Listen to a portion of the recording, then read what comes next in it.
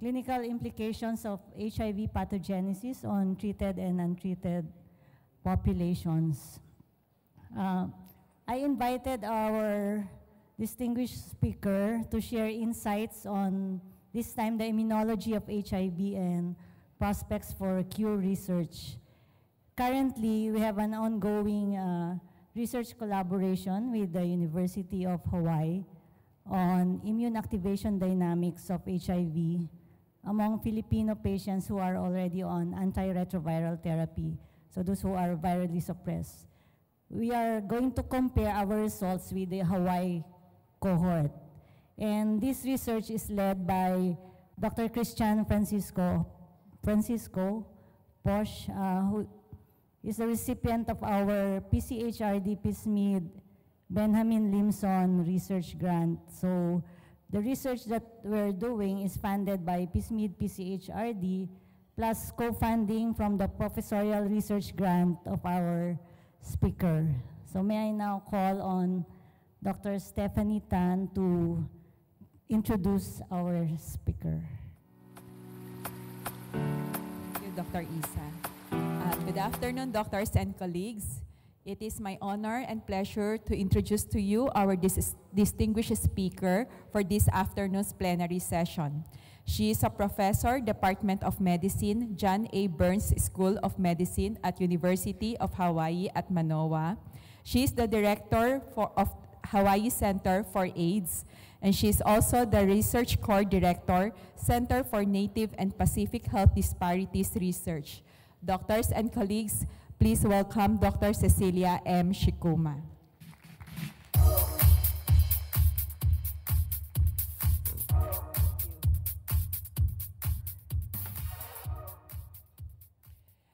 Thank you very much. My thank you to Dr. Peneligan and the organizing committees for the kind invitation for me to talk. So, let's see.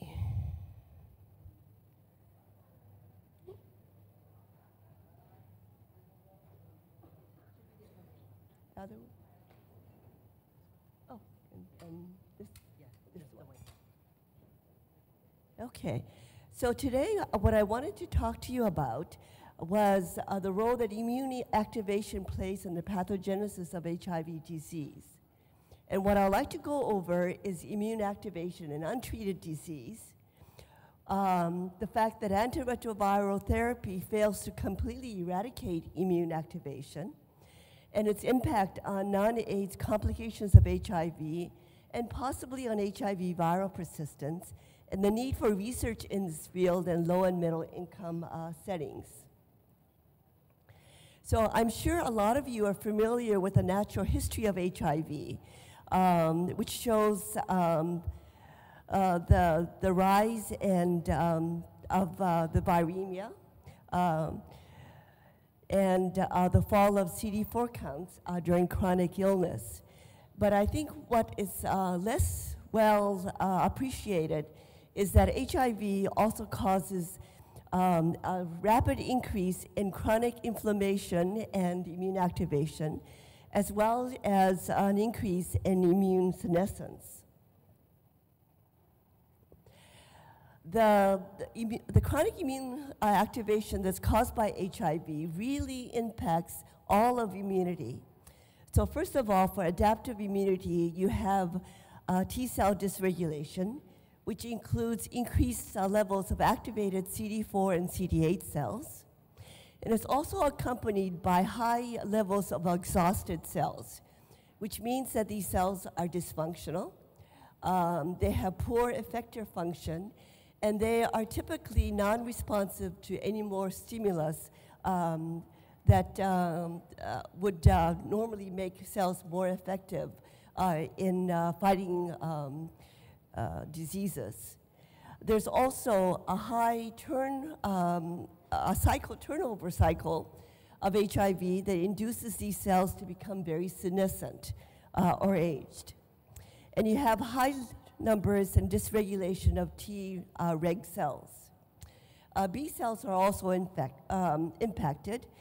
There's increased turnover of these cells, hyperimmunoglobulinemia, and compromised responses to infection and vaccination.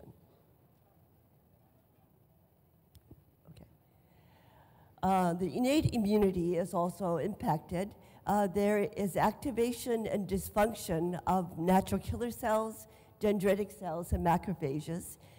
And primarily because of the innate immunity that's affected, there's also a heightened and dysregulated production of cytokines and chemokines, including TNF-alpha, IL-1 beta, IL-6, IP-10, and heightened immunoregulatory responses, including the fibrotic factor TGF-beta. And there's also a dysregulation in the coagulation cascade with the increases in D-dimer and tissue factor that occurs. I think it's important to realize that the immune activation occurs very early in the disease process. And this is a graph of acute HIV. And what you find is that there's a rise of pro-inflammatory soluble markers that coincide with the rise of the viral load. So the soluble markers are in green, and the rise of the viral load is depicted in the hashed black aligned. But shortly thereafter, typically about 2 weeks later, there is a peak rise of activated CD4 and CD8 T cells that occur. So what are the consequences of immune activation in untreated disease? And what you find out is that T cell activation is a key driver of the disease progression that occurs, meaning that its elevation correlates with the rise in plasma HIV RNA. It also predicts a CD4 T cell count decline over time. And what's remarkable is that T cell activation is an independent predictor, meaning that you could adjust for CD4 count and plasma viral load, and it will still predict disease progression and mortality. And finally, it also correlates with the size of the HIV viral reservoir. Now, the importance of immune activation, I think, is very easy to appreciate if you look at what happens in a monkey model for simian immunodeficiency virus. And so here are two monkey species. On the left, you have the sooty mangabe, who are the natural hosts for SIV. And in this monkey model, if they do get infected with SIV, you will find that they develop high levels of viral replication. But they live a fairly normal life and do not develop AIDS. And if you were to check their blood, you will find out that they have very minimal immune activation. And this is in contrast to the rhesus macaque, who are not natural hosts of SIV. You infect this monkey species, and you will again get high levels of viral replication, but they will also very soon develop AIDS and succumb to the disease. And if you were to check their blood, you will find that in contrast to the sooty mangabes, they have massive immune activation, meaning that it's immune activation that's making a difference between disease, death, or whether they really live a normal lifespan. Okay. So what happens if we treat with highly active anti-retroviral therapy? What we find out is that immune activation really fails to fully normalize. And this is, I think, most evident in the T cell model. And here you have a graph. On the right, you have what an activated CD8 T cell level would be in HIV-negative individuals.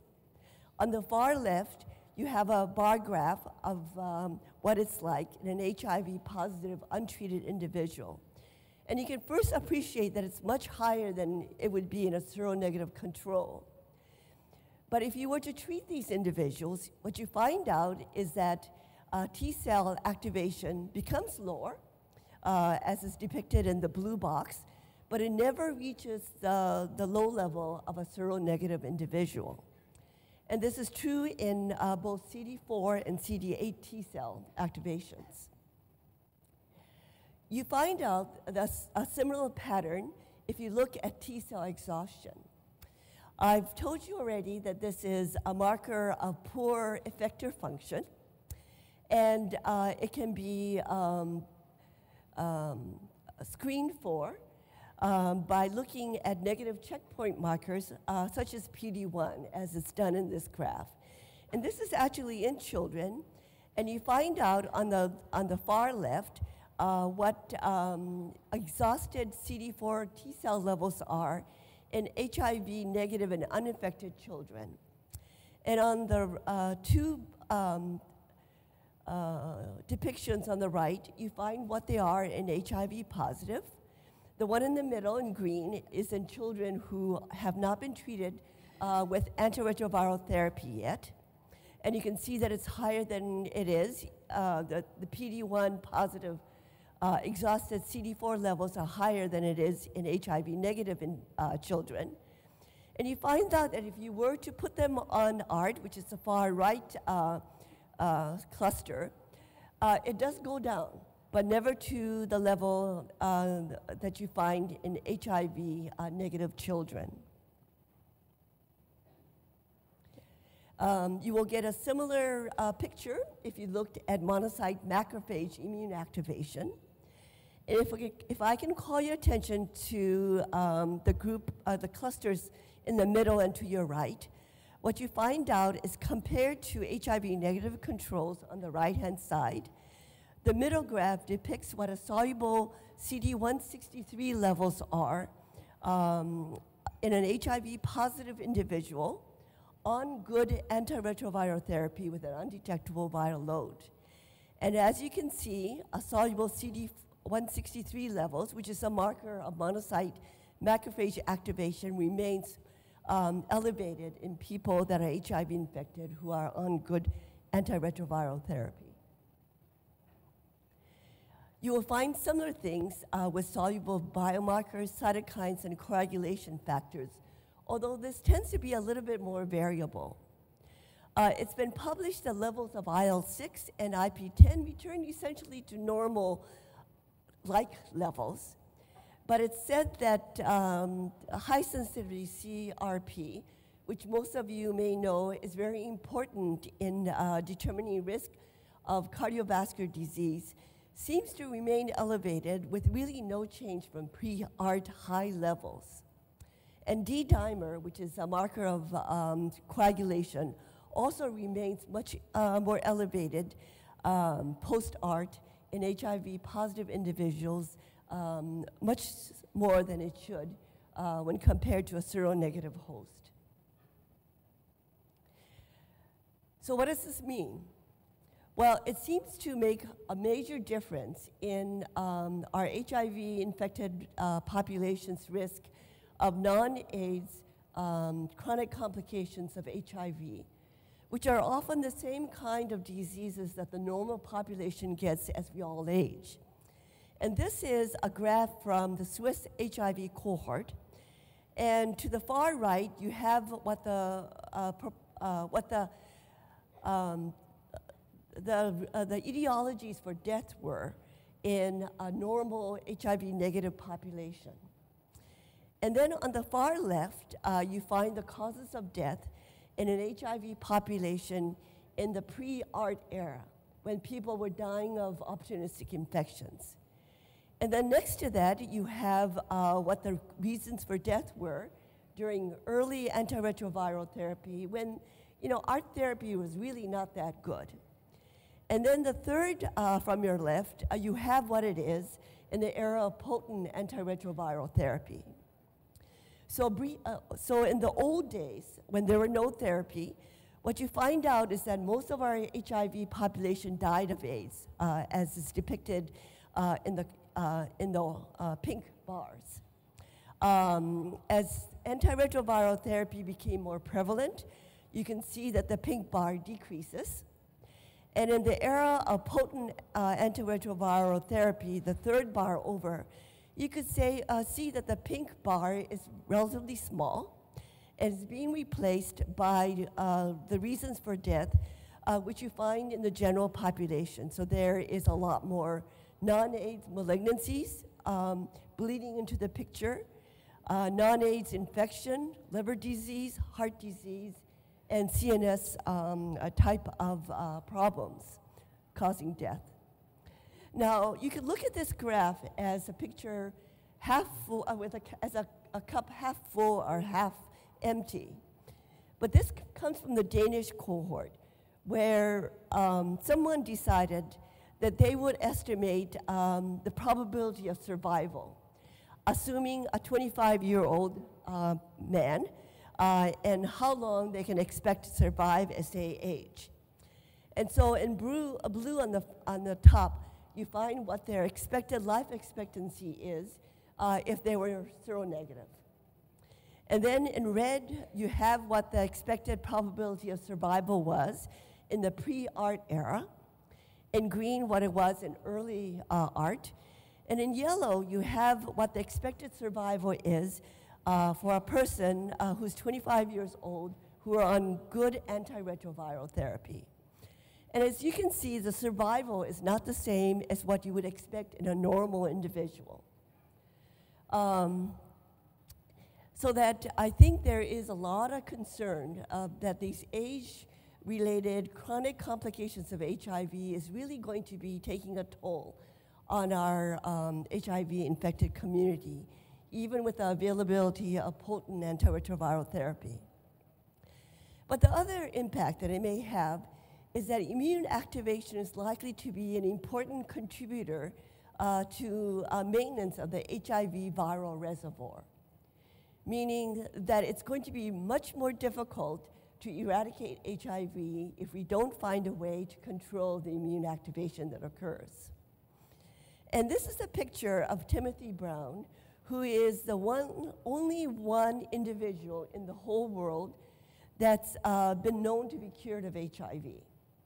And the picture was taken when he kindly agreed to come to Hawaii about 3 years ago to participate in our conference on Hawaii 2.0, or our version of, well, let's find a cure for HIV. Because I'm going to be talking about its relevance with HIV persistence, I wanted to make sure that certain things that really were a problem for me is very clear to this audience. And one is that when you talk about HIV viral persistence, we are not talking about the viral load in the blood, okay? Because HIV-infected CD4 C cells, or intracellular HIV virus, which is then called HIV DNA, are present in almost all, well, I guess in all individuals, even those with an undetectable plasma viral load. Now, activated CD4 T cells are the main major targets for HIV infection. But when we talk about viral persistence, we're talking about latently infected resting memory cells. And these cells are resting, they're quiet, and because they're quiet and not doing anything, they're not really visible to our antiretroviral therapy and are not killed by our therapy. And this group of latently infected cells are believed to be the main source of the viral reservoir that we worry about when we talk about cure. The two ways that this resting memory cells develop is they can start off life as an activated CD4 T cells that then revert back to a resting memory state, or what is felt to now be more common, these infected resting memory cells also can propagate by common cell division. They have HIV embedded in their genetic structure, and they just happily divide into 4s and 8s and propagate the HIV infection in the body. Now, there are also indirect ways that the HIV contributes to immune activation, particularly in chronic disease. And I'd like to go through each of them, and they are microbial translocation, the role of other co-infections, and lymph node fibrosis. I won't address them, but I think it's also important to point out that lifestyle factors such as substance abuse and smoking are likely to be very important contributors of immune activation. And this is important because these are certainly things that you can tell your patients to, hey, cut it out, yeah, right? Okay, so microbial translocation. So this is a picture endoscopically on the top panel of what your terminal ileum looks like in an HIV-negative individual and in an HIV-positive individual. And the first thing you realize that as an HIV-negative individual, there are these clusters of what is a lymph node aggregate that's very common in the terminal ileum. And it all disappears in an HIV-positive population.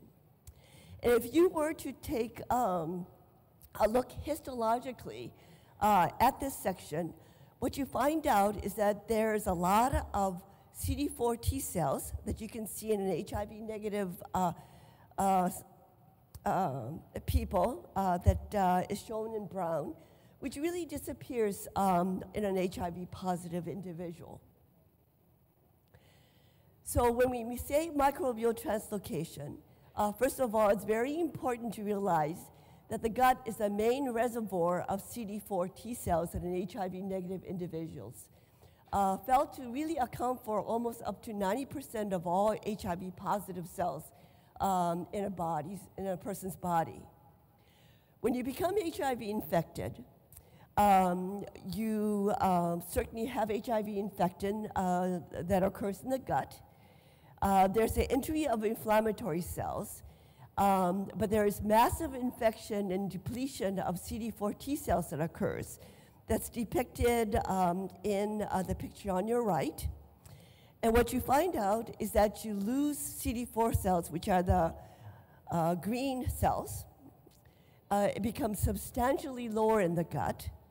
You also lose enterocytes by apoptosis and start to lose your tight epithelial junctions, which then results in an increased leakiness of the gut. And what happens is that microbial components, and these are not, whole viruses, whole bacteria, but components of microbes like lipopolysaccharides or LPS that then seep into the bloodstream. And this leads to a massive systemic immune response to counteract the LPS that is now in your bloodstream. And here in this graph, you could see that if you were to measure plasma LPS in an uninfected individual on your left, and then serially someone who's in acute HIV, then chronic HIV and AIDS, you could see that LPS levels are much higher in an individual who is HIV infected. And you can demonstrate that if you were to graph the plasma LPS on the horizontal axis with measures of immune activation on the left as interferon gamma and on the right as a percent of activated CD8 cells, that there is a very nice correlation with immune activation parameters. Oh. Okay, so I wanted to say a little bit about co-infections. You heard a lot about CMV in the context of transplants. But CMV, once you get it, is a lifelong viral pathogen.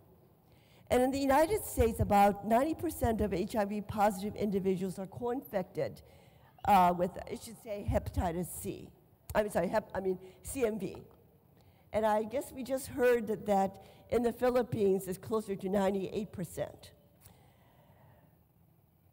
So when you are co-infected with HIV and Hep C, it's been demonstrated that you have high levels of elevated CD8 T cells, as you can see on the graph on the top, but also higher levels of elevated soluble biomarkers. So that if you're CMV positive and HIV positive, IP10 levels are higher, TNF receptor 2 levels are higher, and D-dimer levels are also higher. And what's been really remarkable to me that you could plot the percentage of CMV-specific CD8 T cells and really demonstrate that carotid intermedial thickness, which is a surrogate marker of cardiovascular disease, really increases as the levels of CMV-specific CD8 T cells increases. And the blue dots are HIV uninfected, and the red dots are HIV infected. And you can see that the levels of CMV-specific CD8 T cells are a lot higher in our HIV-infected population. Okay. Hepatitis C also causes problems. And this is our own data that we've been doing in Vietnam. But the first three columns are people at baseline, HIV negative, HIV positive, and then HIV Hep C co-infected individuals. Both of those groups are before they are on anti-retroviral therapy. And what you find out is that if you look at soluble CD163 levels, which I've already told you is a marker of macrophage activation, you find out that the HIV Hep C co-infected group have much higher levels than mono-infected HIV positive individuals, and certainly more than HIV negative groups.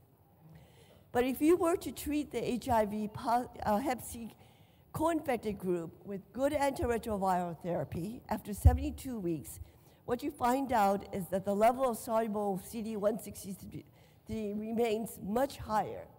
And in fact, it's still higher than mono-infected individuals were at baseline before starting antiretroviral therapy. Finally, I wanted to go over lymph node fibrosis. Now, I would like to, you to focus on a certain part of the lymph node called the T cell zone, which is blown up in a normal architecture on your left-hand side. And if you can see those hair-like structures, what they are fibroblastic reticular cell network, which is a series of collagen with fibroblastic reticular cells wrapped around them. And they're a conduit. And they form a framework where T cells from the blood mingle with antigen-presenting cells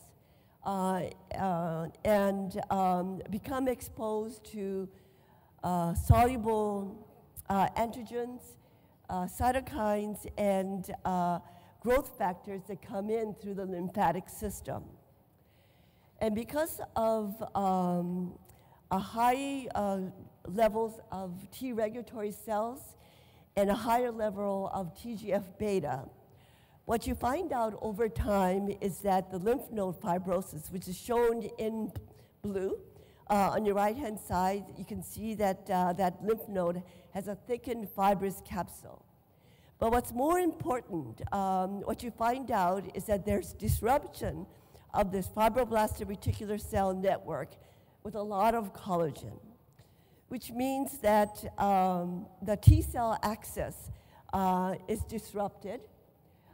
They cannot interact with antigen-presenting cells, and they are deprived of access to growth factor, of which IL-7 is a very important key factor, which is required for CD4 cell survival and proliferation. And this essentially leads to a decrease in the generation of naive T cells.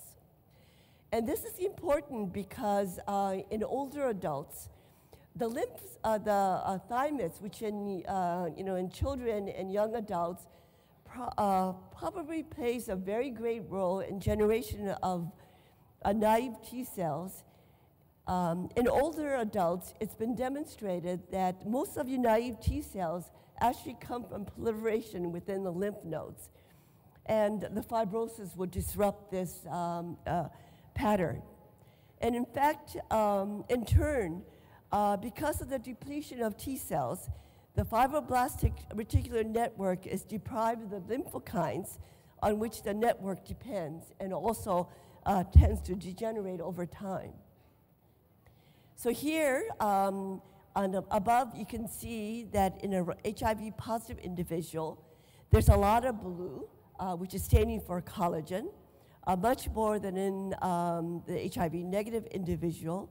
And on the bottom, you can see that there is a very nice linear correlation between the percent of collagen in the lymph nodes and the number of naive cells that are being produced.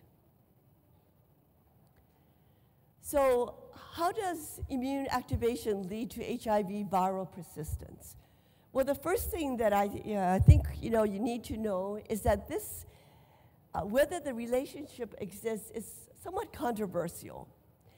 There are many studies that have shown an association between immune activation and levels of cell-associated HIV DNA or RNA. But this is not necessarily 100% true, and there are others that have not shown this relationship. And some have thought that because some have found that pre-ART levels of a cell activation continue to correlate with post-ART cell-associated HIV DNA, they've concluded that, well, perhaps the die is cast, that the lymph node becomes fibrosed, a lot of the cells are dysfunctional already before you start anti-retroviral therapy. And perhaps what you're seeing is just the residual damage that was done. But there are very convincing potential mechanisms that link immune activation with viral persistence.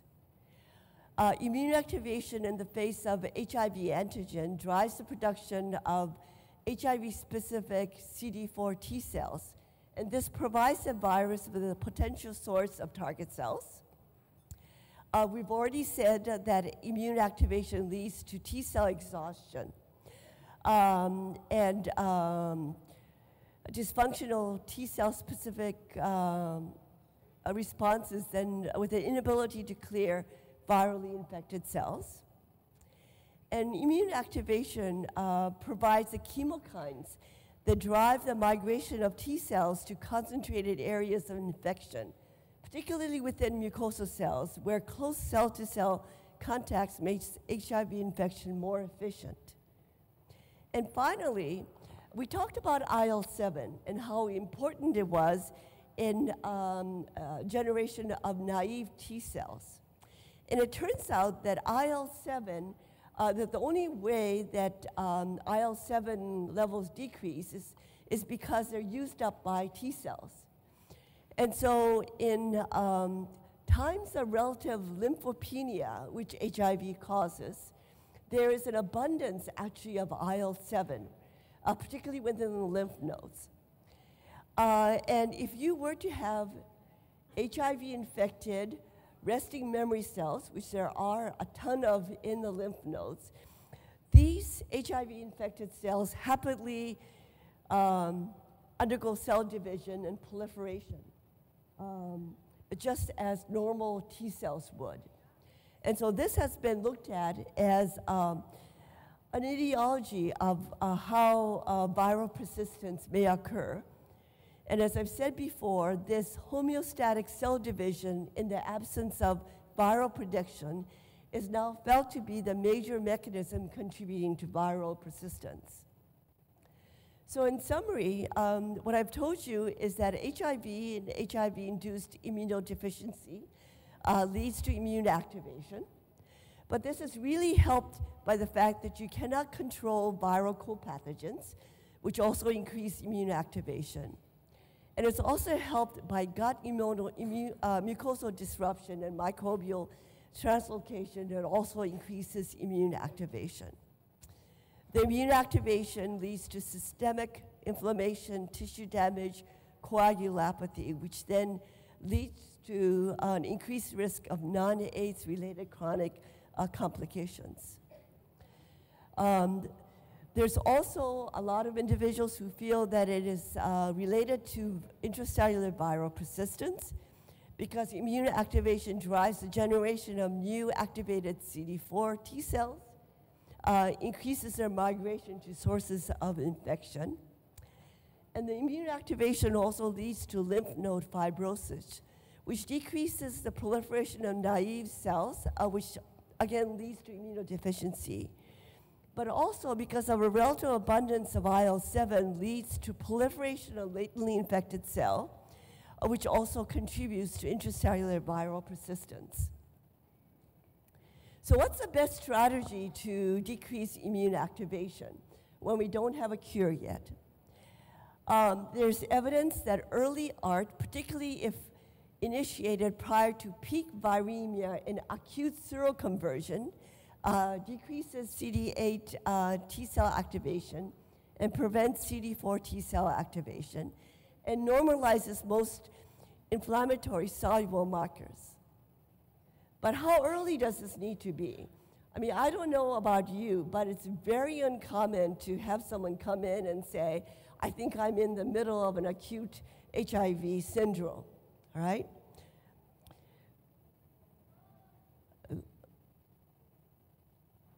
But I think that, as you've already heard of, it said, there's evidence that says that even if it's not during acute seroconversion, it helps to treat people as early as possible. And the evidence comes from something called the CD4-CD8 ratio. Now, CD4-CD8 ratio is something that we used to use in the really old days before we knew that HIV caused AIDS. I don't know how many of you were even alive then, but this is how we diagnose people who were HIV infected. But it turns out that this ratio, which I guess at least in Hawaii and the United States we routinely get with our CD4 count, it's been associated with a higher risk of non-AIDS complications, including cardiovascular disease, renal disease, and cancers. But it's also been demonstrated that, that if we were to treat people early, that you could minimize a decrease in CD4-CD8 ratio, meaning that someone has studied whether ART initiated early, meaning within 6 months of infection, or late, which is defined as more than 2 years later. And if you compared those two, what they found out was that early ART was associated with a significantly greater likelihood of obtaining a CD4-CD8 ratio greater than 1 after 1 year of ART. And I'm hopeful that as treat early becomes a mantra in HIV infection treatment, that we would really rarely see people with very, very low CD4-CD8 ratios. Because if you have a very low rate like 0.3, 0.4, I think they stand a very high risk of developing non-AIDS complications later in life. So what else can we do? This is an older list, which I won't go through, but there's tons of strategies being investigated, none of them successfully to date. And they range from, well, let's treat other infections like hepatitis C or CMV, or maybe anti-fibrotic medications will work. If microbial translocation is a problem, let's try probiotics, prebiotics, to biologics. And as many of you probably know, immunomodulator therapy targeting PD-1 is a big thing in cancer. And they're slowly starting to also look at it in the context of HIV disease. I wanted to end by saying that I think it's very important to study immune activation and viral persistence in low and middle income settings. I share the view that was recently published by Dr. Rousseau in the Journal of the International AIDS Society. And she wrote that geographic differences may be substantial and may delay access to curative strategies. just because this is what we found in the United States or in Europe doesn't mean that we're going to find the same things in the Philippines. So that each region of the world really needs to do their own studies to make sure that what is being found in other countries apply to the Philippines.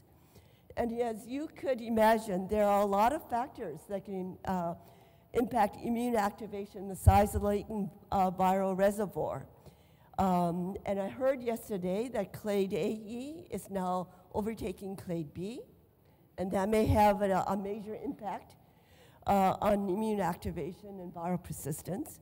So with bacterial, viral, and parasitic co-infections, there's an impact of lifestyle and diet maybe, and there are always human genetic differences. So I would urge everyone here with an interest in HIV to really join in and start some studies about immune activation and viral persistence.